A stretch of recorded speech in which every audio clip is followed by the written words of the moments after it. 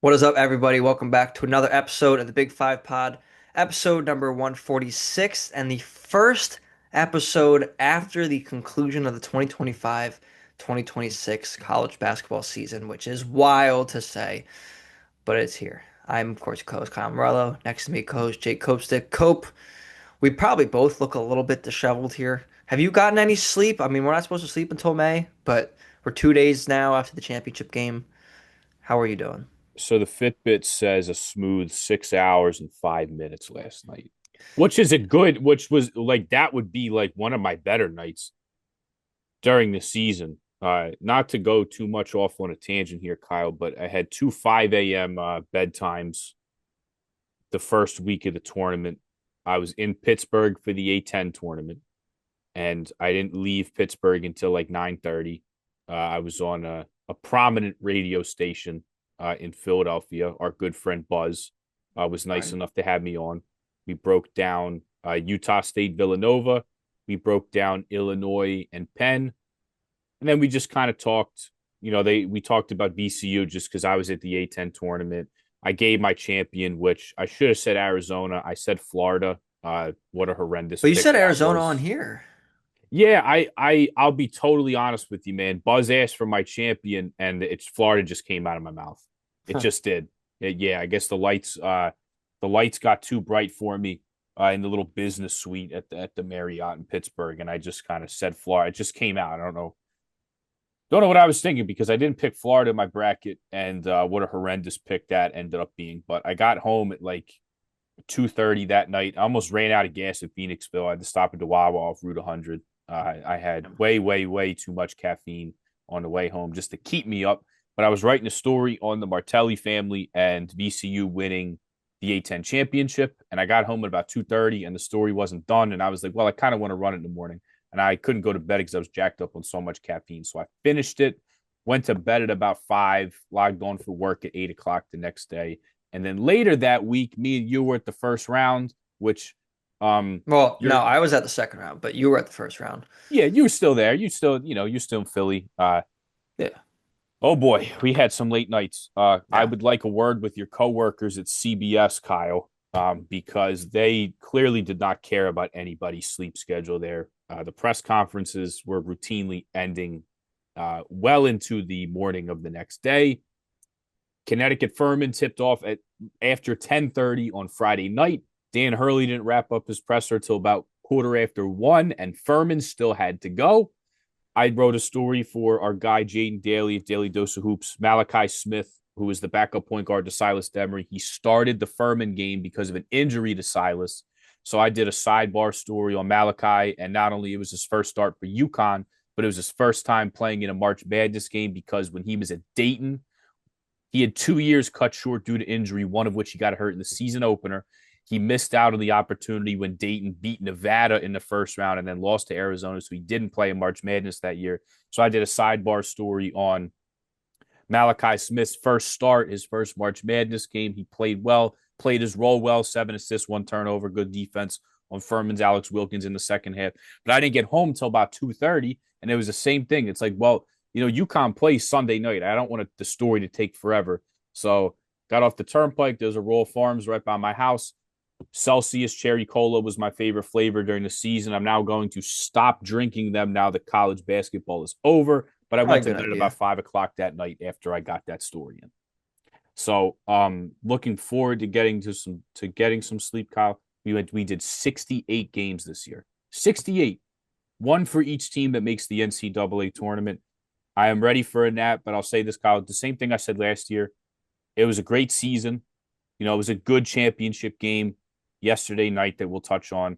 But right now, I feel like I just ate at like a 5-star buffet. I ate all that I could. It was tremendous. It was a great season.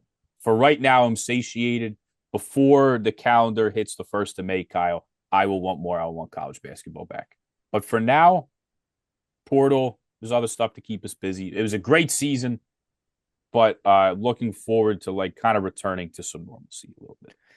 Yeah, I mean, and you've been definitely a lot crazier, in terms of the sport of college basketball actually covering and stuff than I have a little bit this year. But um, It's tiring. Even with me, I mean, I think I did 17 or 18 this year, and we overlapped on a bunch of those. But still, I think between the two of us, we covered over 80 games of college basketball, if not more, this year, which is kind of crazy. No, we're no Jaden Daly or Sam Fetterman.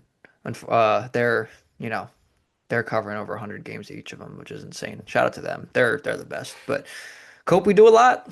We do a lot. And also shout out to everybody who's watching this, who supported us this season, of course. I mean, we could probably say this every year, but I think especially this year, this was our best season to date. Our most games we covered. We got back to writing.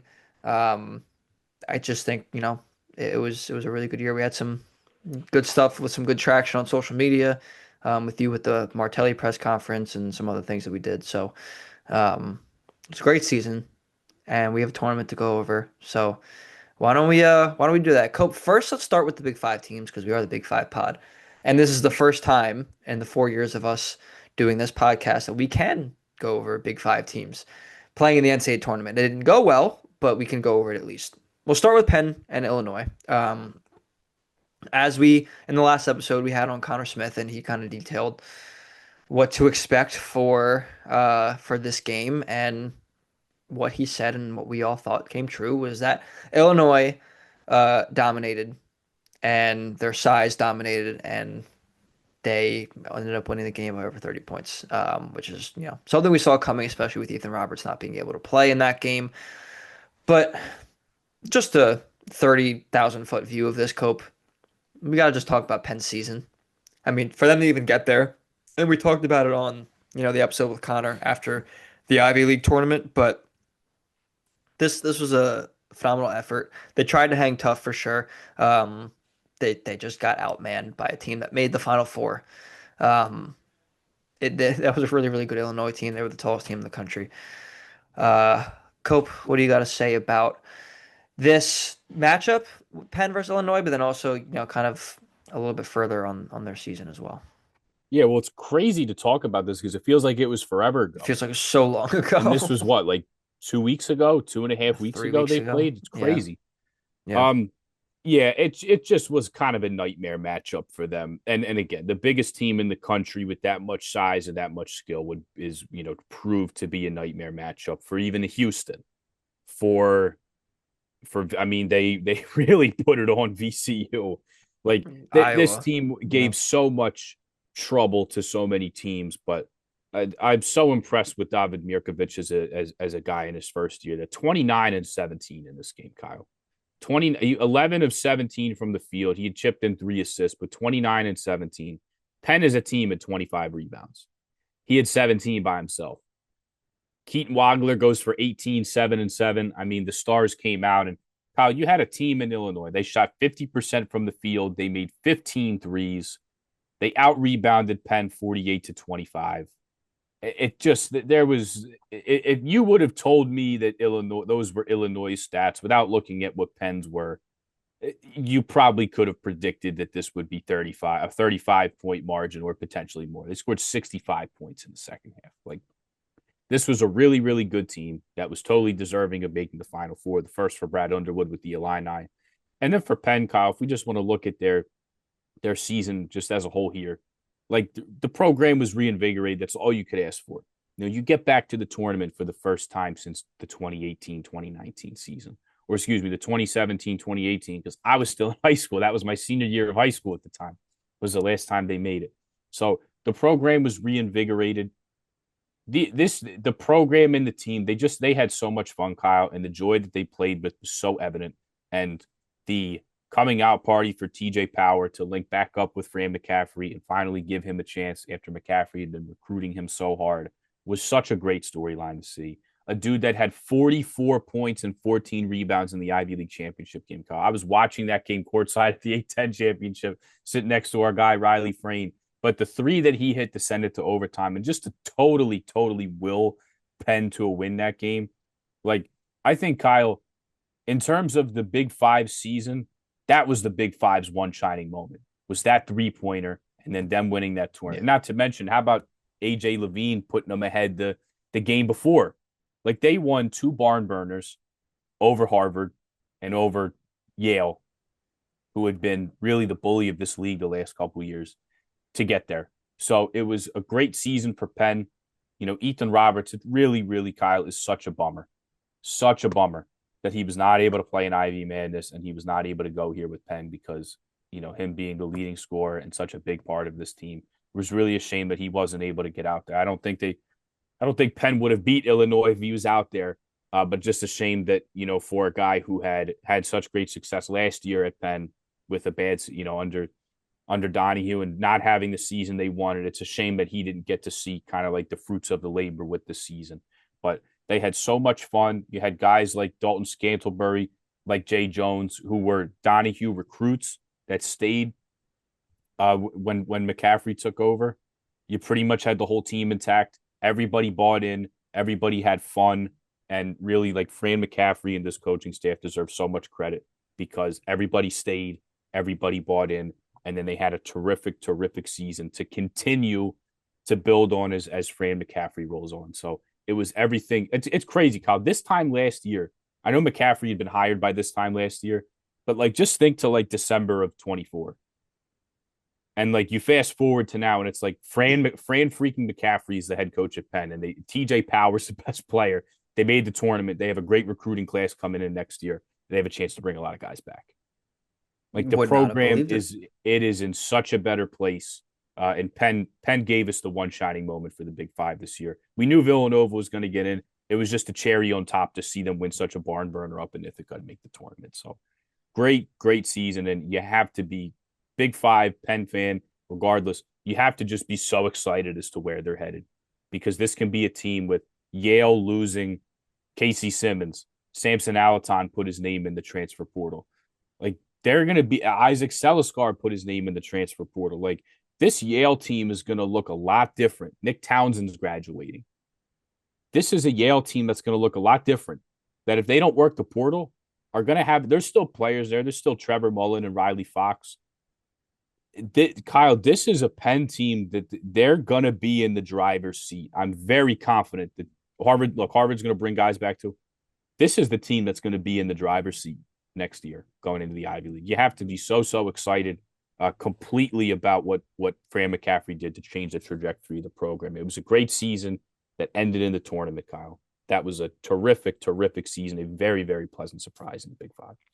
Stunning in a great way. I mean, usually we use stunning with a negative connotation, but you knew they were going to be better than they were last year. It was hard to be worse, Cope, but they, you know, it was going okay kind of midway through the Ivy League season. Then they ripped off a bunch of wins in a row, and they ended up being the 3 seed. The barn burner against Harvard, the barn burner against Yale, like you mentioned. They make the NCAA tournament year one under Fran McCaffrey, and as we mentioned, and I'll touch on this for a second too, they didn't even have their leading scorer, Ethan Roberts, and I feel bad for Ethan Roberts because, like you said, he was kind of you know, the heartbeat of the team, if you will, especially coming off of last year where they did not have a successful season and he probably could have left, but he stayed. And it's probably, especially once he saw who the head coach was, it would help him, be a better player, be a better scorer in that system. And he was. But then you also bring in TJ Power to complement him, and they were arguably the best duo in the Ivy League this year. And I feel bad though, just because I mean, not that we know him, Cope, but getting to cover him and being in press conferences with Ethan Roberts, and um, he's a great kid. He's a great kid, and you could tell how much he cared about his teammates and the program and playing under Coach McCaffrey, and it would have been awesome if he got to be there, not just for the NCAA tournament, but for the Ivy Madness as well. Obviously, they didn't make it last year, so you feel bad, but also like they accomplished so much this year, and he was a big part of it. And like you said, it's only on the up for Penn. Villanova was a lock for the tournament pretty much since the first couple weeks of seemingly the first couple weeks of the year. I mean, after the BYU loss, but Penn was the story of the Big Five this year, no doubt about it. St. Joe's too. St. Joe's had a really good year, obviously after their whole turnaround with Coach Donahue, even though they didn't make the tournament. But Penn was the story of the Big Five this year, 100%. Um, We'll go to Villanova now though, Coop, because like I said, they were in the driver's seat for the NCAA tournament pretty much the entire year. We just didn't know what seed they were going to end up being. They ended up being an 8, which probably got knocked down after their Big East tournament loss to Georgetown, as we mentioned on the last episode. Playing against a Utah State team, they were up at halftime.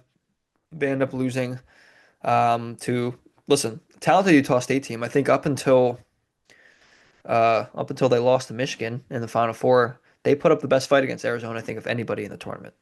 And that includes Purdue. Even though Purdue was winning at halftime of that game too, they ended up losing by 15. I think the margin for Utah State was 11 or 12. Um, it's a talented Utah State team. Um, we both, I think, picked against Villanova in our brackets, and that ended up being correct, unfortunately. But um, Cope, it was a tough one, and now I mean we'll get into transfer portal stuff next episode.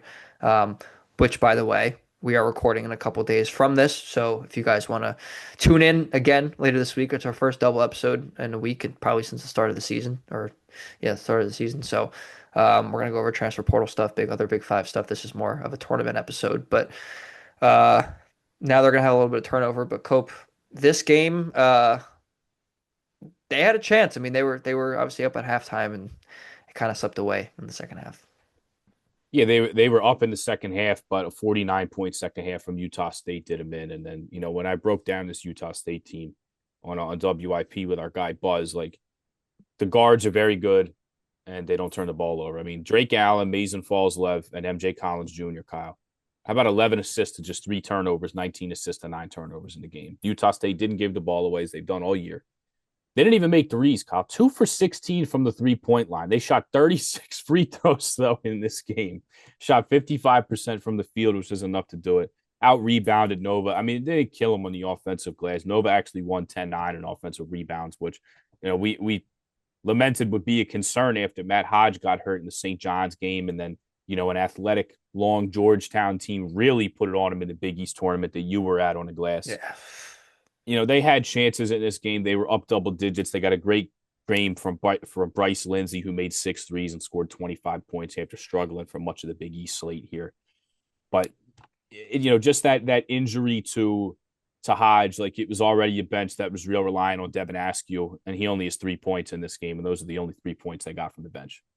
And look, Palmer had a good game. He made 3 threes, but they lose on the glass. It's a Utah State team that doesn't turn over, that got to the free throw line a ton, got in the paint a ton, and they shot 55% from the field. And that's what did them in here. But it's a good season. If we're going to do an overarching theme here on Villanova, like it was a good season. They got back to the tournament, comfortably in the tournament in Kevin Willard's first year.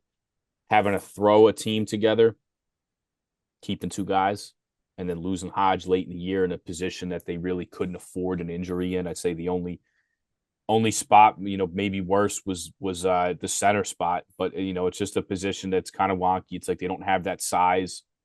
Palmer's not as big as Hodge, and it's like, he has to get thrown in at the 4. They never decided to run 2 centers all year. So the injury to Matt Hodge was really, really tough, but it was a team that offensively was good, defensively left a good bit to be desired about here for Villanova. But the fact that they won 24 games in Kevin Willard's first year, most wins ever by a first-year head coach at Villanova. Disappointing exit in the Big East tournament, Kyle, but, they had a good season. They really didn't beat anybody great. I mean, the Wisconsin win that we've talked about a bunch looked a lot better as the season went on, and they ended Michigan's undefeated run, and they went on to win some other big games. But it's a very successful first season for Villanova, having to throw a team together. And Willard coached into the Sweet 16 last year, so they got maybe a bit of a late head start on the transfer portal and putting that stuff together as some other teams did. But they're headed in the right direction here, Kyle. That's all you can ask for Villanova. They made the tournament. They're headed in the right direction under Kevin Willard. I have a feeling, Kyle, that I know there's some movement here with the players that we'll talk about, but I have a feeling that we're going to see Villanova be doing a lot better than an 8 seed in the future here. But a good season, good first season for them. But this is a good, really good Utah State team. They're veteran. They play together. I saw Mason Falls-Lev is going to stay again. Yep. He's going to stay for his 3rd head coach, which, by the way, the one that recruited him, he did not get to play for because Craig Smith had left, and then for Utah and Ryan Odom took over. So shout out to him for doing that. But it's a good team, and 29-6, Kyle. 29-6, Mountain West regular season champs, Mountain West tournament champs. Got him a 9 seed. I'd have to They look at shouldn't have been at 9 seed. no, it's ludicrous. And when Jared Calhoun was in his introductory presser, of course, taking the Cincinnati job, he said that it was pretty telling as to where everything is headed and where the selection committee's heads are when you have a mid-major team that nobody wants to play. They played Memphis and beat them really bad, and they played like a February non-conference game to try and fit one in there for both programs. They beat VCU earlier in the year, but the reality is they can't really get games when you have a veteran team. You have a really good coach in Jared Calhoun, and nobody's going to go to the Spectrum. Nobody is going to go to Utah State's campus and play. That's a high major team. I think St. Mary's went there a couple years ago. You're not going to get anybody to play at Sneaky Kyle, one of the hardest places to play in the West Coast. You're Oh not going yeah. to get anybody to play there. I'd love to put this Utah State team, I'd love to put their numbers next to that San Diego State team that made the national championship, because that San Diego State team won the Mountain West regular season and they won the Mountain West tournament, and they got a 5 seed. And quite frankly, they were probably better than that ranking too. I mean, Now, Cope, that I San could, I Diego could. State team went out to Maui and they played Arizona, and I think they played Arkansas as well. But I'd love to put those two teams next to each other, because this team was way better than a 9 seed. They were favored in the game, and they should have been. And quite frankly, I think the 8-9, not that it matters because they played each other, you could have flipped Villanova and Utah State's 8-9. It would have been fair. Cope. I mean, we do have the internet. We can put them next to each other. I'm trying to look at San Diego State. This was 2023, Yeah, right? it's that first UConn 2023. championship. Yeah. So let's I see. think they definitely played a harder non-conference because they went to Maui. And correct me if I'm wrong, I think there's even a Gonzaga game in there I as think there well. was a Gonzaga game in there. Or maybe it was the year after they went to Gonzaga. I don't know if Gonzaga ever returned that game to them. No. So in Maui that year, they beat Ohio State. They lost to Arizona by 17. They lost to Arkansas in overtime. And then they had a close loss on a neutral floor to St. Mary's in December. But then after that, I mean, they went 15-3 in conference play. Did they have any notable wins in conference in non-con? BYU was like, I mean, BYU, Stanford, Ohio State was like their best wins, Okay, and I think that which was were I think Ohio State was their BYU. best win. BYU was 77th in Ken Palm that year. What? That's because BYU was probably still in the West Coast Conference at the time, Um, they might have been. I'm looking because right they've now. only been in the Big 12, I think, for two They were years. they were still in the West Coast Conference at the time. Yeah. Okay, but anyway, San Diego State. I mean, so here's the thing with net ratings on Ken Palm now. Obviously, you've seen the last few years, like all the 1 seeds in the 2025 tournament were like the greatest teams of all time, and Arizona, Duke, Michigan this year were like some of the greatest teams of all time in terms of Ken Palm net rating.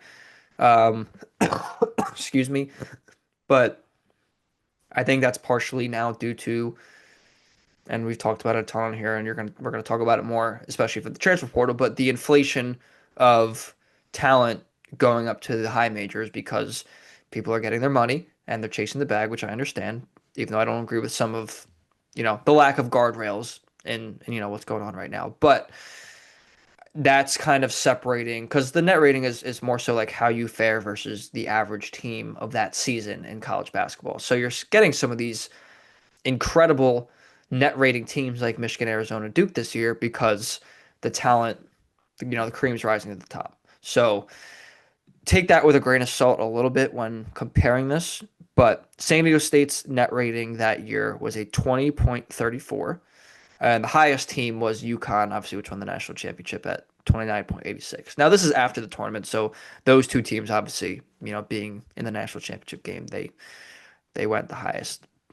For this year, Utah State, and I'm looking this up right now live, Utah State was at a 21.53. So, you know, fairly on par with the San Diego State team that made the NCAA championship in 2023, and they were a 5 seed. This Utah State team was a 9 seed. I think a 7 probably would have been fair for them. Just because the Mountain West was a little weaker this year. I mean, what was it, 24? I think they had 6 teams. Yeah, you only need one this year. Only one. You So only a won this year. little bit of a weaker A little bit of a weaker Mountain West, but that Utah State team was that good. So an unfortunate draw for Villanova. I think if they were, I mean, you look at the other nine seeds. I think Clemson definitely a team they could have beat. Iowa obviously, end up making the Elite Eight. That would have been probably a difficult matchup, but a good matchup. You know, I'm trying to think who the other nine seeds were. I can look right now, but yeah, Ohio State was one. yeah, St. Louis, Ohio's yeah. Say I mean, St. oh, Louis. how about St. Louis and the mighty A-10? I mean, Yeah, that Georgia game was close, and then they did the opening tip off. I mean, they completely ran him out of the gym. They for the second year in a row. Last year, Georgia playing Gonzaga in the 8-9 game. I mean, Georgia was completely run off the floor. I shouldn't have picked Georgia. I don't know why I did. Yeah, I had the Bills. I proud of myself for this one, Kyle. We'll get to. Why don't we just do this? Why don't we segue this into our bracket challenge? I did not do well. I'll say one more thing. I'll say one more Yeah, thing on Villanova just to wrap it up. sure. Couldn't have asked for a better first year under Kevin Willard. I know you just said that too. Couldn't have asked for much more than what you got. Back to the tournament, establishing your culture. Now there's some players obviously in the portal. Then we'll talk about next week or in our next episode. But going from 3 years of a tournamentless streak under Kyle Neptune, which kind of unheard of in this era of Villanova basketball. Now you're back, and seemingly they have a good NIL base to help bring in some more recruits, freshman class. So Cope, no, they didn't win a game in the NCAA tournament, but an 8 seed, never a doubt really from the first week of the season on that they were going to make it. Couldn't have asked for much more out of Kevin Willard in year one. But yes, now we can, and Cope, I've been so out of it since the Final Four because I picked Arizona and they lost. I didn't actually see who won our Big Five pod bracket group, so we're gonna look right now. All right. Cope, the winner is our friend Stephen Baggell. Woo! Okay, Steve. Congrats, Steve Baggell, All on right, Steve. winning the Big Five pod bracket pool with 134 points and 44 correct picks, beating out Trevor Perkins and Brielle Junda, who I don't know who those people are, but thank you for them too for joining the Big Five pod bracket pool. But of course, it goes Where to did me another. and you finish? Oh, I finished 14th. I had 80 points, and you finished. I see a different Cope stick actually, but before you, I see your brother Aiden, who finished with 80 points as well. Got one less pick right than me, but shout out to Aiden. Cope, you got 74. You got 74 points, but you actually picked more games right than me and your brother. You picked 44, and I had 43. So where did I finish in the rankings then? You finished 19th, Yeah, it was one bad. ahead of our friend Ian Wennick. Here's what happened with me. Uh, Great first round, the best first weekend I've ever had. I had one year I had 26 right. I had one year I had 27 right. Kyle, I had 28 right this year. I had 28 of the Okay. first 32 right this year. I picked all the 8-9 games correct, which a bit of a badge of honor because those are all toss Those are ups. hard. And I was on the right side of all of them. So I said St. Louis, blew them out, said absolutely, mopped the floor with Georgia, had Utah State, had Iowa, which Carter Welling was hurt for Clemson. So you had an injury to one of Clemson's guys. Iowa just impossible really to want to bet against Ben McCollum. And then had TCU right. So I got the 12-15 game right on Thursday is massive to start out with a win because I feel like I always get it wrong. But from there, I mean, just folded like a cheap suit. I mean, it was horrendous. I mean, lost Florida, and I think I had him in the championship or the Elite Eight. Had St. John's, which really I think should have won that Duke game. That They had Duke was, on the ropes. It yeah. was a very unfortunate collapse for the Johnnies, but I felt good about them, and the press and the physicality and the experience was working for a while, and then they just kind of let it slip. Um, Iowa State, I mean, just such an unfortunate injury to Josh Jefferson. I think they do win that Tennessee game if he's healthy, Yeah. but he was not. He got hurt. I think it was in the Tennessee Tech game. I think it was in that It was first like the first 2 minutes of the game. or Yeah. Tennessee State, excuse me, Yeah. Tennessee State. He got hurt in that game. That really killed me. And then, obviously Michigan winning. I had Iowa State in the Final Four. I thought this was the year for the clones, and it You and me it was both. not. And then, my eyes deceived me because I thought Arizona was the best team that I had seen all year. You couldn't go wrong, I think, with any of the Final Four teams, how good they were. But yeah, I mean, just like eye popping, Kyle, to see that Arizona was never close at Michigan. I mean, that game was at never any point No. close. Cope, the thing for me on that one was like they didn't make any adjustments. They didn't make any adjustments. They kept attacking the basket, which I know that's what they do. They weren't a huge three-point shooting team, and um, that wasn't their MO, but it wasn't working, and it continued to not work throughout the entire game, and they kept doing it. They made one run in the first half. They cut the lead to five. Um, but they just kept going at Mara and Johnson and Lendenborg or Lendenborg, he came back a little bit after he got hurt, but mainly Mara and Johnson, and it did not work. And Arizona's got size, but I, you have to figure something else out. But they, It's too late. you bring up the point, and that was really the death knell, which was they're not a 3 point shooting team, and No. it got to a point where like that's great if Koa Pete hits a jump shot or you get inside and make a layup. I mean, even the shots that Kribos is hitting, I mean, everything's hard over Mara. Everything is hard. Yeah. But that's great if Koa Pete hits a jumper or they get something inside. But like it got to a point, I felt like late first half, second half, they were trading twos and threes, and like Yeah. that's just not gonna work against Michigan. Yeah. And Cadeau, obviously most outstanding player. He played out of his mind in both matchups in the finals and the final four. He's not known as a shooter, so you're not necessarily expecting him to go off like that. He was better this year than he was at Carolina, but um, yeah, it was rough. But so then you go to the championship game, and UConn's a team that can spread you out a little bit. They got Mullins, who I know struggled a lot, later in the season from three, but you saw what he did and some of the rest of the tournament. You have Caravan, who's almost a 40% three-point shooter. Solo Ball, I know he's in foul trouble a lot during the game, but he's a three-point shooter. Demery could knock him down a little bit. So you have more guys who are more of a threat consistently. And not only that, you have the best play caller in the sport, and Dan Hurley. Some of those sets are just utterly ridiculous, and they had to try it really, really hard and exert a lot of energy to even set picks and get guys open, just with the physicality of the Michigan team. But it worked. That was, I mean, by far the toughest any team's played Michigan in the tournament. Um, they almost pulled it out. I thought they were going to. I thought once, um, who was it, McKinney or Burnett, who missed the two free throws toward the end. And then they had the set for Caravan. I thought that might have been the UConn Devil Magic coming back, but nonetheless, Michigan ended up being your national champion. Cool. Yeah, the best team all year, Kyle. And I mean, not just beating teams, but we had not the pleasure of watching, but I mean, we kind of had a front row seat, I guess, a little bit, seeing them. I mean, absolutely just pound LaSalle into the into the sand, and then LaSalle I had a mean, lead in that game. People forget yeah, they can. What two a nothing. banner that's going to make at Glazer. Yeah, Yeah. but I mean, just totally. And I mean, with all due respect, but a 50-point loss is a 50-point loss. I mean, they totally just put LaSalle, like stuff LaSalle in a locker, and then the same thing happened when Nova went there, and Duke Brennan got in foul trouble early and against that front line. I mean, they just ate him up. I mean, Kyle, you're not just talking about beating teams, like just absolutely pulverizing people. I mean, it started at Players era where they beat they were up by almost 40 on Auburn at one point, and they beat San Diego State by 40, and then they beat Gonzaga by 40, and then they came back to Ann Arbor and they had their first Big Ten game against Rutgers, and they scored 100 points on them, and they beat them by 40, But and then then they they almost lost smoked. to Penn State like a week later.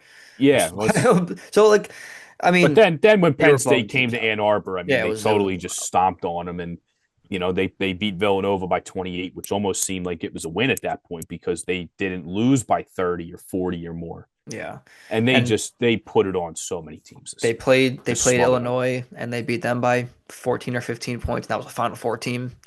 They Um, beat Arizona, they put them in the ground. I mean, they beat the yeah. crap out of Tennessee, and just with Michigan the State size game they have, was honestly the closest. I mean, they lost a couple games, obviously. Wisconsin by far played them the best this season of anybody.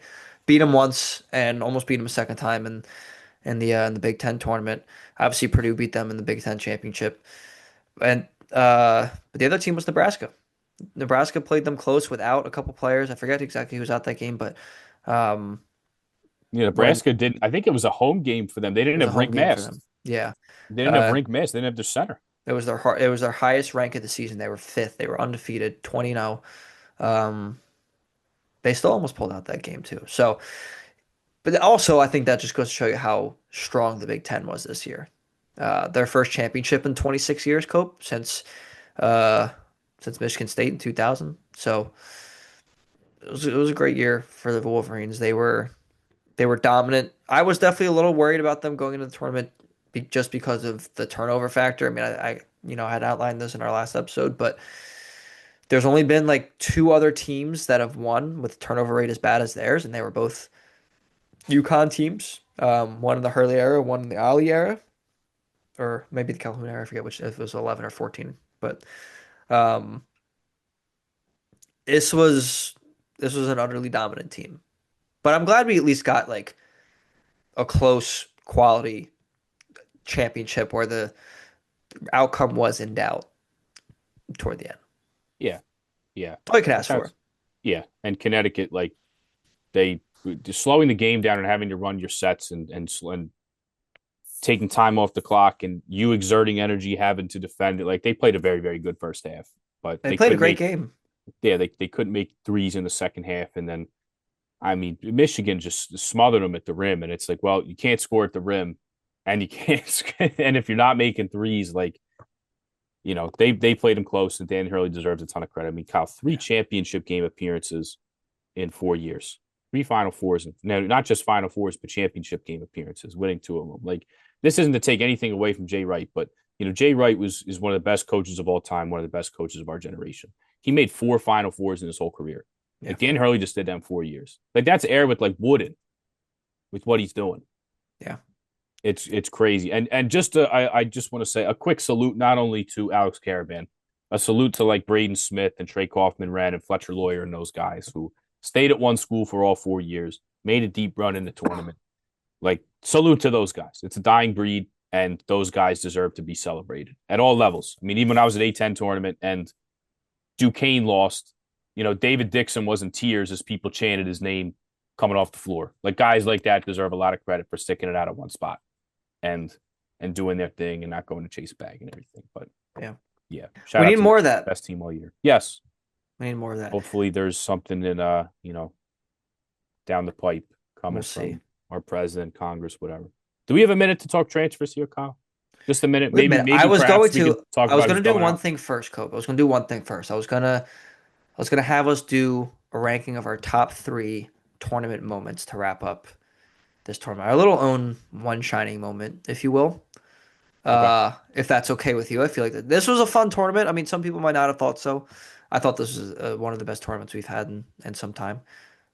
We were texting about it last week. I think 2019 and 2023 were the only two that really came to mind. In the same breath, I mean, last year's tournament was awesome too. It was just very chalk heavy, not really any buzzer beaters. Um, do you want to go first? Do you want to give some moments that you loved in this tournament? Yeah, I won't go with any particular order. I'll just throw a couple out here. Um, obviously you got me this handy dandy little tool here with like a wine opener and I guess like Sure a did. pocket knife type thing as a groomsman gift.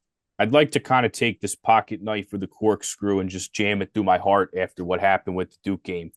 Um, oh boy. Ah, it brought me great joy. As look, Duke being a Duke fan is not hard. They win a lot. You have the best players, and then when you flip on the NBA playoffs when the college season ends, you see a lot of them playing, which is great. Make deep runs. It's always a good time for the most part. But Kyle, can we just kind of gloss over the string of losses they've had in like the last 7 years? You have the Zion team that loses from a Kenny Goins three that if Zion jumped like a centimeter higher, he would have blocked. They lose that. Next year's COVID. They wouldn't have made it. They weren't going to make the tournament anyway, had their or excuse me, I think that was the No, year the year after. after. The Yeah. year after they didn't make the tournament. And then you have obviously 2022, Coach K's career ends. Um, and I thought I was gonna I almost gave up on the sport. Like I almost gave up on sports, man. I mean that loss, I mean, made me feel like I was a part of it. Who did And they lose to again? we'll move on. Um, Yeah, Coach North K's Carolina, career right? Yeah. career Yeah. ending in the Final Four to their arch rival, who just had a horseshoe up the rear end, and in early February we're talking about UNC not making the tournament, and then they knock off Baylor, and then they beat in Philly they beat UCLA, they take down St. Peter's, and then they beat Duke, and the season ends there. Shire takes over. The next year they lose to Tennessee, a much older veteran, very physical as always under Rick It was a Barnes' good Tennessee Tennessee team. team. Yeah. Yeah, and I think there's no shame. Like Duke, I think ended on a 9 game win streak. They won the ACC tournament, and just young Duke ran into Uros Plobsich and Josiah Jordan James, and Ziegler was on that team. They just ran into a big, physical, nasty Tennessee team, and they got beat. You can stomach that. That's okay. And then the next year, they lose to DJ Burns and little brother NC State in the Elite Eight. And it's like DJ Burns it was a freaking looked like a laser beam. Like every time he touched it, it just was like, it's like, guy was shooting on a pop shot. Every shot went in. They Well, I lose to also freaking lost them in NC the State. ACC tournament too. Could Yeah. have And eliminated from even getting to the dance. yeah. And that was like the worst, probably Kyle in recent memory. That's the worst team that's made the Final Four. Yeah. They went there, and granted, they played Zach Edey. I mean, that game was over 6 minutes in. The year after, of course, NC State, they just choke a game up 7 points with a minute left against Houston and lose in regulation. And then Caden Boozer has a pass deflected. It's picked up by Alex Caravan, and Braylon Mullins, Kyle, I mean, could not have had a more perfect swish from 40 It feet away was with like his feet on the E in March Madness. it was the Um, greenest green you could ever draw. Duke up 19. There's 10 seconds left, and oof, Braylon Mullins. I mean, Kyle, Duke has had in the last 2 years, I think they've had two once in a century like collapses that just happen to be back to back years. And Braylon Mullins, Kyle, gave us our generation's Leitner. Yeah. He gave us our generation's Leitner, absolute March thriller to go to their third Final Four. It seemed like they were dead in the water. He gave us our generation's Leitner on a shot that will be played for 100 years from now. I'll let it go back to you. We can go back and forth. But that obviously that was the moment of the tournament. That And was the there and moment there of the were tournament. and there were plenty. Yeah, listen, Cope, it brought me great joy. I gotta be honest with you. And you know this because well, we had a whole group chat making fun of you and another Duke fan we have. Shout out to Addison. But uh yeah, listen, when Duke loses, America wins. Um, you I know, fell to my knees in my buddy's house. Like I literally fell to my knees. I think that's only happened one other time, and it was that Gonzaga UCLA game. I was pulling so hard for UCLA in the Final Four, and yeah. Johnny Juzang misses a shot. He gets the rebound. He lays it up, and like when Suggs banked in like I literally it was at my neighbor's house. I felt like unprovoked, just natural, fell to my knees because I was so disappointed. I figured you would have done that for the Caleb Love shot too. But I think I was sitting on the couch at the time. I don't know if I was sitting there. I think the Caleb Love shot was I was standing and I just like crumpled into the couch.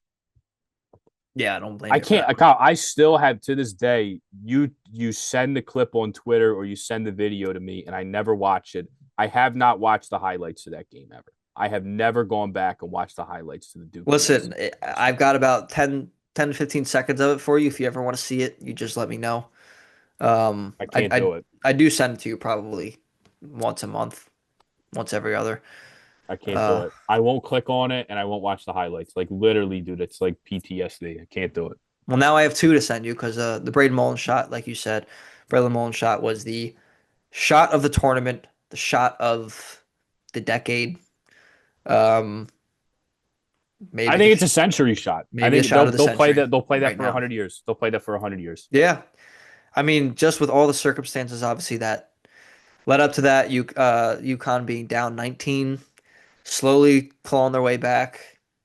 Uh, you know, all Duke had to do, and it's funny too. I don't know if you noticed this in the when you were replaying it, if you replayed it at all, but Caden Boozer gets the ball, and obviously he had was it Nwagba and Evans, I think, down the floor. I forget who exactly who it was, but had two guys open. Obviously, Shire saw it and said to throw it. Um, he takes a step toward center court and allows Mullins and Demery to collapse on him. If he just gets it, and it's easier said than done, obviously. I mean, you're in the thick of the moment. Everything's happening so fast, especially him being, a 19-year-old freshman, 20-year-old freshman, whatever it is. But I think if he had not taken a step and just fired it, he would have gotten it over Demery. And, we're talking about a different story right now. But obviously that's not what happened. Demery made a great play, collapsing, getting his hands up. Mullins with a smart play to find Caravan and also not touch the ball when it was going back so it wouldn't be a backcourt. Um, and then Caravan with, you know, an extremely unselfish play to most people are going, you see 4 seconds left on the clock. You're going up with it, especially for him being, potentially his last game, being a 38% free 3-point shooter, but he gives it to the freshman. It was the cleanest shot I've ever seen in my It couldn't life. have been a more perfect It swing. could not have been a more perfect And shot. the worst part about it is, I'm telling you, Kyle, when he shot it live, I knew it was going in. Like, I think my collapse to my knees started as it was in midair because I knew it was going in. It Just was it was just it was so it pure. It was so was obvious it was it going in. was so pure. I was on the train coming back from Philly. Um, was I coming back? Yeah, I was coming back from my parents' house, and I like couldn't scream or something. Normally, I mean, you've watched a ton of games with me. I would. That's something where we'd be like, oh, I couldn't. I was on the train. I was on the Jersey Transit. Uh, but that was an all timer.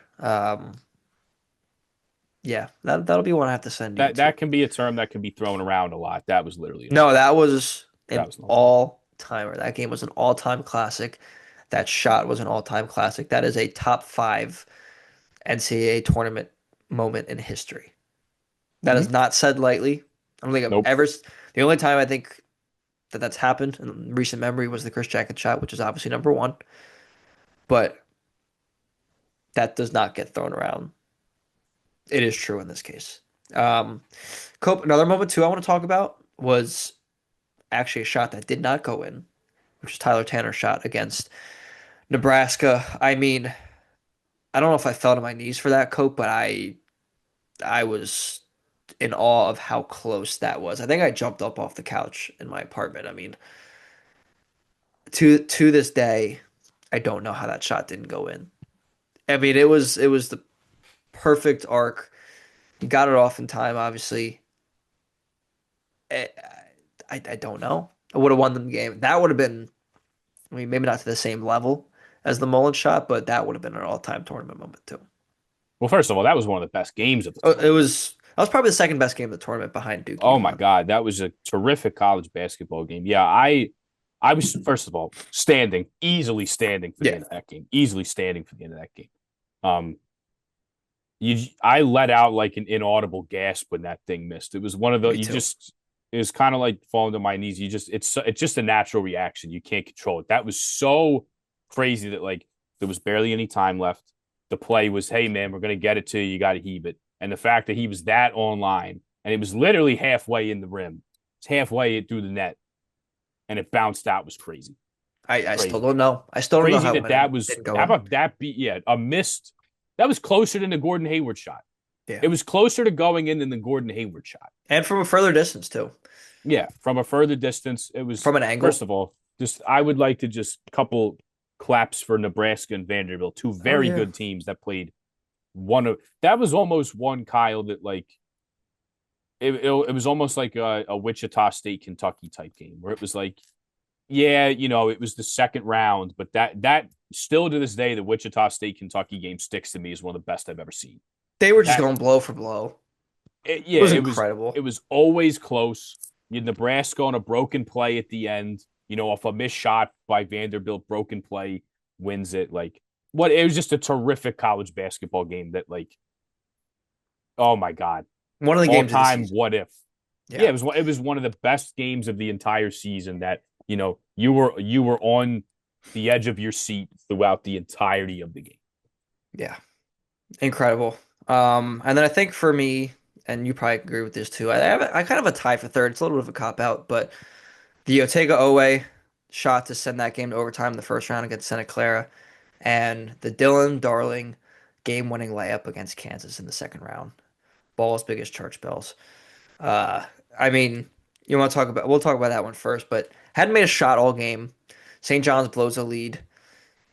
They got one final play. It was a tie game, so it would have gone to overtime if it was unsuccessful. But calls up a play for himself, executes it perfectly, sends St. John to the Sweet 16, where they did almost pull off the upset against Duke. But incredible. And then obviously like degree of difficulty with the Otega Owe shot against Santa Clara. That was another one where I you know kind of inaudibly just was in awe. Um, there were a lot more moments like that in this tournament, Cope. We haven't had that in a few years, really since like the Furman shot uh against Virginia. Like that was like I mean, the Derek Queen last year too. He traveled a little bit, but that's okay. Um, but like there really haven't been a ton of. It's been those two things and the Lamont Butler game winner in the Final Four in 2023. Um, really has been it. But this tournament provided a few. Yeah, no, absolutely. Yeah, that Otega always shot Kyle. One of my favorite parts of covering March Madness in Philly was when they did a live look in Yeah, of Virginia Santa Clara, or excuse me, of Kentucky Santa Clara. And it was during a timeout too, which was perfect. So there's a timeout in the Wright State Virginia game. They do the live look in and hearing the crowd just explode because they all wanted Kentucky to lose and then explode even louder when Otega Owe bagged in that shot. I mean, that was literally one of my favorite moments of the entire year because I actually had the game up on my laptop. So I saw it happen, and then I looked up and I was like so excited to just hear the crowd pop of when it happened. It's March. That was March, Kyle. That was that was March. March. That It game was was March. incredible too. Oh, That another game was great game. one of the best of the tournament. Another great game. And then yeah, obviously Dylan Darling. Same situation though, Cope. I mean, we were both there. We weren't sitting together, but at Xfinity Mobile Arena, they had that up on the big screen during a timeout, and they showed the game winner. Yeah, that was Which, awesome. yeah, That was awesome. That was seriously one of my favorite parts of the entire season was like just the crowd pop for yeah, those live look-ins. and also us getting to cover NCAA tournament games. How Yeah, about that? check that one off the bucket list. Incredible. That We're was big blessed. time. We're And next blessed. year, we'll have to see because again, and Jaden was nice enough to let me do a couple sidebar stories for him, but there wasn't a Big Five team there, and we'll have to see. Maybe I can do me and you can do like some game or some national coverage next year. The East Regional, Kyle, is at the Garden next year, That's right. so That's it's at the right. Garden. So potentially there's some more mileage out of us. Jaden tried to call in a favor to get me to DC, but I think I was pretty much burned out at that point, and we didn't end up hearing back, which I It's guess all is right. fine. It But happens. yeah, I also missed 100 once in 100 year shot, so It's okay. is what it is. We got 68 games in. It's a good year. You got 68 games in. It's a It's good a year. lot of games. Um, Can we just quickly touch on transfer portal because since we've been recording, we did have a big entrant. We did have a big entrant coming in, Kyle, and that is going to be it's a can I departure. guess? Unfortunately, take a guess. Oh, is it from a Big Five school? Yes, a departure from a Big Five school. Okay.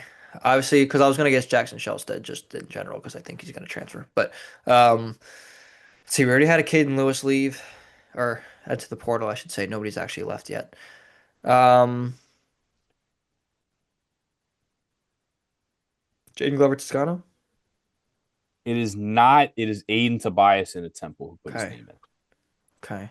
So he put his name in. I'm sure he's going to command a pretty penny, as he Yeah. should. As he As he should. should. I mean, tremendous improvement from his freshman. You saw flashes of it his freshman season, but man, he was the best player on the floor at times this year.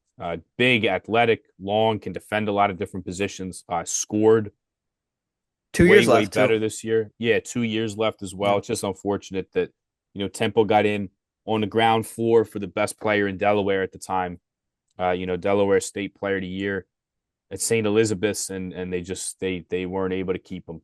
But that is It's a big one. That is the name of the game. Yeah, that's unfortunate. I thought they had an outside chance of keeping him around. Would have absolutely loved for Well, him to listen, you never stick know. around, but You never know. People enter the portal and then come back. I mean, you saw it with Rob Dockery. Rob Dockery's Temple doesn't do that. Fisher doesn't do that. Look at it. He's never brought anyone back. no, He's never brought anyone back. it's Okay, true. once you put your name in, you're kind of gone with them. Which look, if you're gonna stick to that, like I'm okay. You're either in or you're out. Yeah, I respect it, but he doesn't bring anybody back. He's gone. He's gone. yeah. I don't want to. I hate to be the Debbie Downer here, but let's be real. He's gone. He put his Sure. name in. He's out. Listen, he's got a history of it with Fisher, so yeah, that's unfortunate. Definitely unfortunate for Temple. I think there's going to be some of that for sure. Um, they've played the portal a lot over the last few years, and they're going to have to do it again. And that's a big guy to have replaced, though. Yeah, That's a huge cog in the system to have to replace. yeah. So that's an unfortunate. I know Connor Gal put the walk on. He put his name in the portal today as well. So I guess that makes two. We talk about everybody, Talk about everybody. no matter how big or how small. Yeah, and Because we'll yeah. there wasn't a lot of guys that stayed last, which is crazy because I felt like the whole offseason we kept saying Temple, four guys stayed, which two of which were stars. They got Aiden and Bob out of state, but as little as they had coming back, that was one of the most in terms of the American Conference. They had one of the best retention rates in the year, which tells you, how much the That's conference just everything. gets totally, poached. But Mokita's going to graduate. Aiden Tobiasen leaves. You now have Connor Gal leave. It's like, look, not many guys stayed last year, and now you have two guys that stayed last year out the door. A third with Mokita on the way out as well. So, going to be another new look Temple. Next year. With Aiden out, that's probably who you were going to allocate a lot of your money to if he decided to stay. So perhaps that opens up the door for some other guys to stay another year. But that's a crusher. I really enjoyed watching that guy play, and I thought he really could have been, one of the best players in the Big Five, certainly one of the best in the American. Yeah, Continue to build on a very, very good sophomore year that he had. yeah. Unfortunate one. Unfortunate one indeed. Not the first cope, won't be the last for Big Five teams losing some players. We'll probably dive a little bit more into it in our next episode, just with everything, and we'll also know more, even though it'll only be a couple days from now. Um, Portal officially opened at midnight, although we knew a lot of movement happening, not commitments, but players entering the portal before that. Um, and some players who are graduating or can't return, such as Ethan Roberts for Penn, with the Ivy rule about graduate students, so he cannot return to Penn. Hopefully, he stays in the city. I think that would be awesome, but I don't know. You never know. Um, yeah, guys like just here Haskins entering. Um, there's probably someone else I'm missing. Rob Dockery Think obviously entered and then Binkley put his returned. name in today. Binkley, A couple guys at Drexel. We kind of knew about a couple guys at Vanderhorst. Drexel, but Yeah, yeah, Kavan Vanderhorst put his name in. Horace Simmons and William Garcia Adsden put their names in today. But yeah. yeah, we'll have another episode. There'll be more. There'll be more. We got a That's why we're not commitment going from over it in LaSalle full right today. now. Perhaps Um, there'll be more commitments to talk about as well. yeah. There'll be some good stuff. It sucks to have to talk about the guys that are leaving. So hopefully we'll have some commitments to go over as well. But yeah, we will have another. We'll do. I We did will. not pull the ball out today, so we'll have a ton of quick hitters, Kyle, because we have a new conference commissioner in the Atlantic 10. We Yep. have a scheduling agreement with the A10 and the American to go over.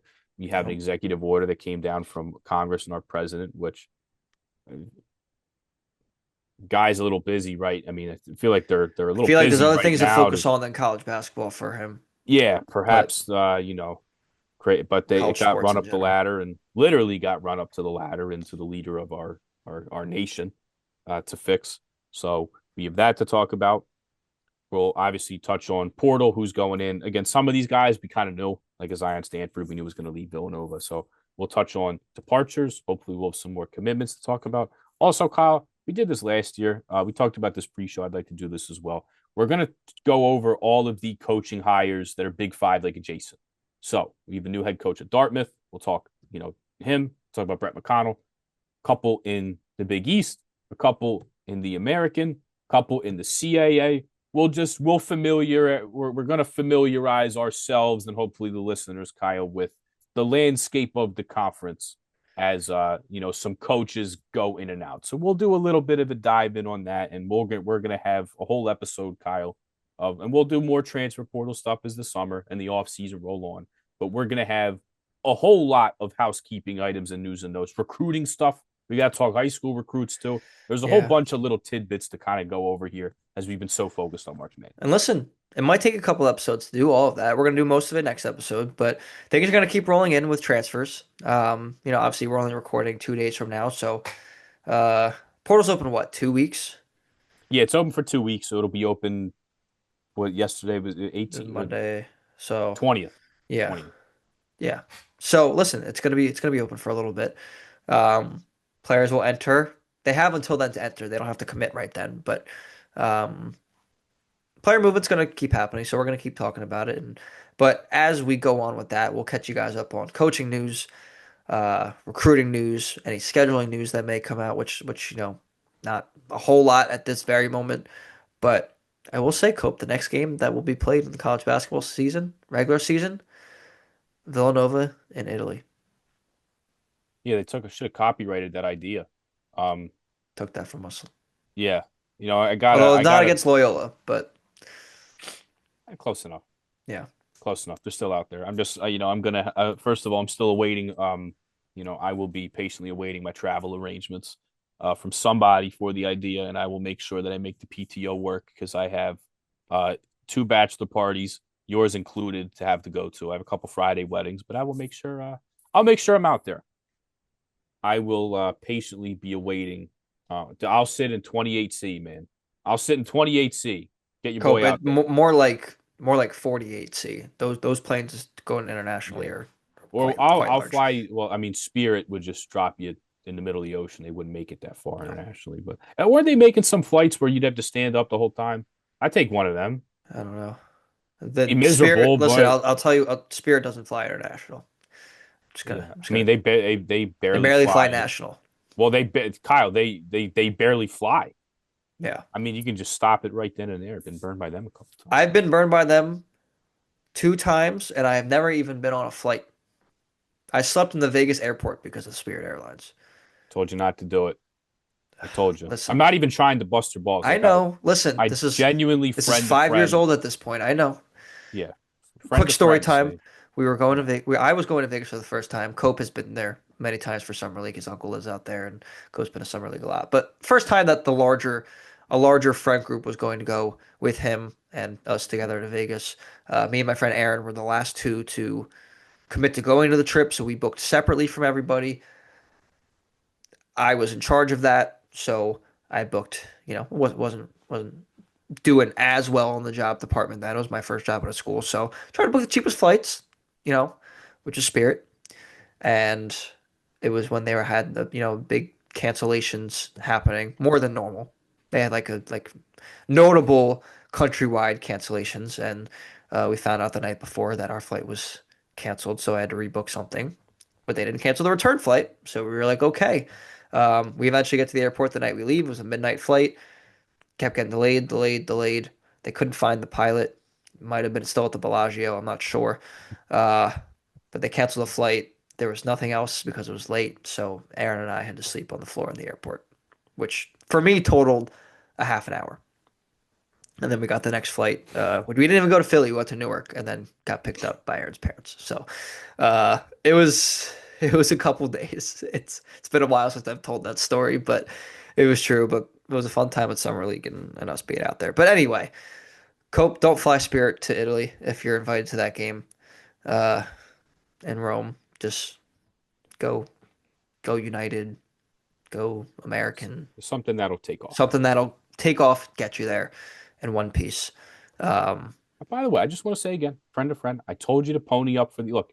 I think I paid maybe $100 extra to fly Frontier, but that $100 extra guaranteed me it would take and off. Frontier's nothing to write home about either. I mean, But you're comparing.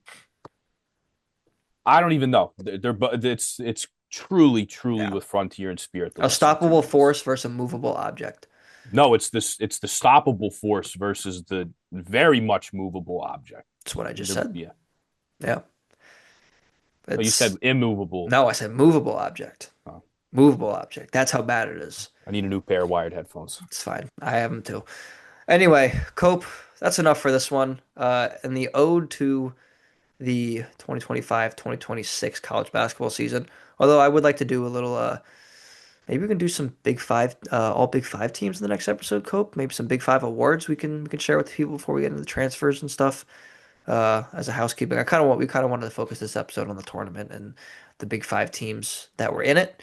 We'll finish wrapping up everything, at the beginning of next episode, and when we got transfer portal, it's gonna be a big transfer portal episode, coaching changes, things like that. Cope, any final thoughts on this NCAA tournament?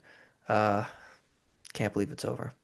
Yeah, another great season for us, Kyle. You said at the jump here, best season for us as far as coverage. Met a bunch of great people along the way, made a bunch of connections. Continued to build our platform up here. You got back into writing, I got back into writing, which is great. It's a very good season to us. I will miss it. I will very much be looking forward to November. But in the meantime, we'll enjoy ourselves. We'll go down the shore. I saw Hoops Weiss at the tournament, and we were talking, and he's like, go down the shore, man." And I said, "Hoops, I'm one step ahead Gonna of you, be man. there Me and Kyle are already making plans." So, uh, me, you, the beach, and a cooler of beer sounds pretty good right now, Kyle. Sounds pretty good. from your mouth to But God's ears. yeah, we will miss it. And I think most importantly, Kyle, we're in a better position than we are right now as we were a year ago. I think that's a pretty good place to be. 100%. Shout out to you, most importantly, and shout out to everybody who supported us, also, most importantly. Um, it's been an incredible year. Definitely, like, we don't take for granted the growth that we've had both individually and together, and then also just in the space, making so many friends and connections as we have. And we can't wait to keep it going. And also, once we get into the summertime and the transfer portal dies down a little bit, of course, we'll bring back some interviews and we'll talk to hopefully some coaches and some players and other media members, and we'll see what other guests we can get. But that's definitely a big part of our summers, as you guys know, the last couple of years. And looking forward to doing that again, even though I'm going to very much miss talking about results in games and things like that. But still a lot to cover. So thank you all for tuning in as always. You know where to find us on social media at Big Five Pod, Instagram, Twitter, TikTok, audio only versions on Apple Podcasts, Spotify, wherever you get yours, and of course the video version on YouTube. Um, and until next time, which is only in a couple days from now, when we pick up conversations on the transfer portal and everything else, I'll see you then.